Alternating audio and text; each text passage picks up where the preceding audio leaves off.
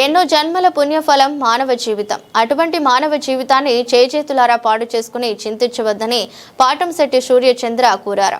బురుగుపూడి గ్రామంలో pastor David అభిషేకం గారి పర్యవేక్షణలో లిటిల్ ఫ్లాగ్స్ పెంతుకోస్తు మహాసభలో పాల్గొని దేవుడు ప్రసాదించిన మన శరీరాన్ని మనం కాపాడుకోవాలని, సారా, భ్రాంతి, చుట్టుబీడి, సిగరెట్, గంజాయి, పాన్ పరాగ్, వ్యభిచారం, సోమరితనం వంటి దుర్వినియోగాలకు లోను కాకుండా ప్రతి ఒక్కరూ ఆనందంగా, ఆరోగ్యంగా, ఆర్థిక అభివృద్ధి చెందుతూ ఆదర్శంగా జీవించాలని పాటంశెట్టి సూర్యచంద్ర ప్రజలను కోరారు. పాస్టర్ అభిషేకం సేవలను అభినందించారు. మానవ సేవయే మాధవ సేవగా భావించే ప్రతి ఒక్కరూ పరోపకారం దిశగా ఆలోచించాలని, కష్టాల్లో ఉన్న వారిని, రోగగ్రస్తులను ఆదుకోవాలని, అందరూ సన్మార్గంలో నడిచే విధంగా మంచి సమాజం కోసం ప్రతి ఒక్కరూ కృషి చేయాలని పాటంశెట్టి సూర్యచంద్ర విజ్ఞప్తి చేశారు.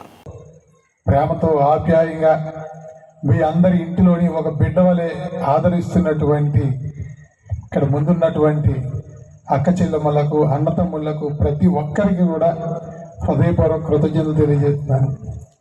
మరి ఎంతో ప్రేమాభిమానాలతో ప్రతి సంవత్సరం ఈ యొక్క మహాసభల్లో పాల్గొనే అవకాశం కల్పిస్తున్నటువంటి నా మిత్రుడు అభిషేకం గారికి హృదయపూర్వక కృతజ్ఞతలు. మరి ఇప్పటి వరకు మన పాస్టర్ గారు, ఇప్పుడు వెళ్ళిన పాస్టర్ గారు కూడా నేను అంత చక్కగా శ్రద్ధగా విన్నాను. నేను ఏంటంటే ఎప్పుడు వచ్చినా కొంతసేపు ఉంటాను, ఉన్న తక్కువ సమయం అయినా సరే శ్రద్ధగా వింటాం.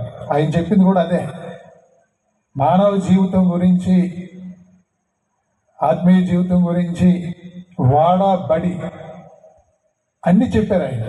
నిజంగా మనందరూ ఆలోచిస్తే వారు చెప్పిన దాంట్లో చాలా పరమార్థం ఉంటుంది. వారు చెప్పింది ఎక్కడి నుంచో కొత్తగా తెచ్చింది కాదు.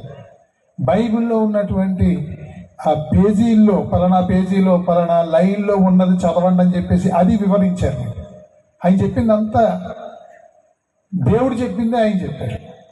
అంటే మీకు కూడా ఆయన చెప్పింది నేను విని నాకు అర్థమైంది 2 ముక్కలు మీకుతో చెప్తాను.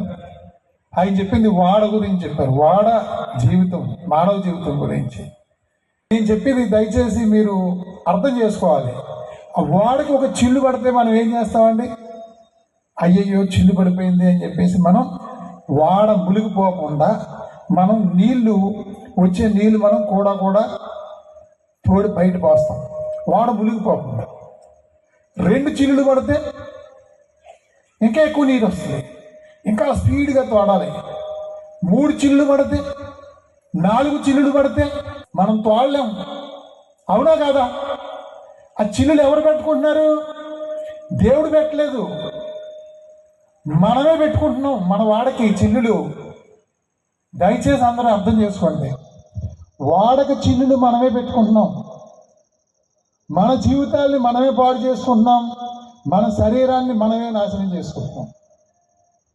ఇవాళ భగవంతుడిచ్చిన మంచి జీవితం, మానవ జీవితం, మంచి శరీరాన్ని మనకి ఇచ్చాడు. దాన్ని అన్ని రకాలుగాను మనం పాడు చేసుకుంటాము. సారా, బ్రాందీ విపరీతంగా తాగడం వల్ల ఏమవుతుందండి? ఊపిరితిత్తులు పాడైపోతాయి శరీరంలో. ఒక చిల్లు పడిపోయింది. చుట్ట, బీడి, సిగరెట్, పాన్ పరాగు, క్యాన్సర్ వచ్చేది. ఇంకో చిల్లు పడిపోయింది. వ్యభిచారం, కనపడ్డ ప్రతి ఆడదాన్ని చూడడం వ్యభిచారం, ఏదో వచ్చేసింది, ఏదో. ఇంకో చిల్లు పడిపోయింది. కష్టపడి సమయంలో సోమరిపోతులో ఇంటికాడ కూర్చున్నాడు, అప్పులు ఊబులో కూరిపోయాడు, ఇంకో చిల్లు పడిపోయింది. అంటే ఈ చిల్లులన్నీ ఎవరు పెట్టుకుంటున్నారు? మనమే పెట్టుకుంటాం. దయచేసి మిమ్మల్ని అందరినీ కోరేది, మనం ఎంతో పవిత్రంగా మన జీవితాన్ని మనం ముందుకి తీసుకువెళ్ళడానికి, మన జీవితానికి చిల్లులు పడకుండా ప్రతి ఒక్కరూ కూడా మంచి అలవాట్లతో, మంచి సమాజం కోసం మనం బాగుండాలి. ఇందాక పాస్టర్ గారు చెప్పింది కూడా అదే, నేను బాగుంటేనే ఏదైనా చేయగలం. అలాగా మీరందరూ బాగుండాలి. ఎవరి కోసం మనం ఏది చెయ్యొద్దు. ఇప్పుడు ఆయన చెప్పారు, బడి గురించి చెప్పారు. పిల్లలు అందరూ చదువుకునేది అదే, అందరూ ఉదయం నుంచి సాయంత్రం వరకు బడిలో ఉంటారు, అందరూ అదే పరీక్షలు రాస్తారు. కొంచెం మందికి 10,000 రూపాయల జీతం వస్తుంది, కొంచెం మందికి 2 లక్షల రూపాయల జీతం వస్తుందని చెప్పారు. పాస్టర్ గారు చెప్పారు, విన్నారా మీరు? అంటే అంటే ఇష్టంగా చదువుకున్న వాళ్ళకి ఇష్టంగా పైకి వెళ్తాం. కష్టంగా వచ్చి చేసేది మనకి ఏది దరికి రాదు. మరి నాకు నిజంగా పాస్టర్ గారు అంటే ఎంత ఇష్టం అంటే, యేసు ప్రభు పంచిని అన్నీ వీరు పంచుతుంటారు. మొన్న నేను చర్చి కాడికి వెళ్తే, అంటే సాధారణంగా మనం అన్ని చోట్ల కూడా ఏం చేస్తారు, ప్రార్థన అయిపోయిన తర్వాత తాళాలు వేసుకొని వెళ్ళిపోతాం. మళ్ళీ తర్వాత రోజు పొద్దున్న పలానా టైంకి అంటే తాళాలు తీస్తాం. కానీ మా చర్చిలో అలా ఉండదు. ఎప్పుడూ ఒక 20-30 మంది భోజనం చేస్తూనే ఉంటారు. ఇంటికాడ కొంచెం ఎవరికైనా ఇబ్బంది ఉంటే, పడుకో ఇక్కడే పడుకో, ఇంకో ఫ్యాన్ ఉంది, హాయిగా ఇదిగో దుప్పటి ఇదిగో తలడి ఇదిగో పడుకో, ఇక్కడే పడుకో బాబాయ్ అని అక్కడే పడుకోమంటారు. అంటే అంత మంచి హృదయం ఉన్న నా మిత్రుడు. మిమ్మల్ని అందరినీ కోరేది ఒకటే, మనకు ఓపుకున్న కాడికి చేయడమే, పంచడమే. మనకు ఓపుకున్న కాడికి మంచిని పంచవచ్చు, ఎవరికైనా సహాయం చేయొచ్చు, 4 మంచి మాటలు పంచవచ్చు. ఈ 3 రోజుల నుంచి చక్కగా ఈ కార్యక్రమాలు విజయవంతం చేశారు. ప్రతి ఒక్కరూ మరి ఇంటికి చేరేటప్పుడు ఇంకా ఇతర గ్రామాల నుంచి కూడా వచ్చారు. అందరూ క్షేమంగా సంతోషంగా ఇంటికి చేరాలని భగవంతుని కోరుకుంటూ, మరి రాత్రి పగలు కూడా అనేక గ్రామాలు తిరుగుతూ మంచి సమాజం కోసం ఏదో నాకు ఓపుకున్న కాడికి అనేక గ్రామాలు తిరుగుతూ ఉన్నాను.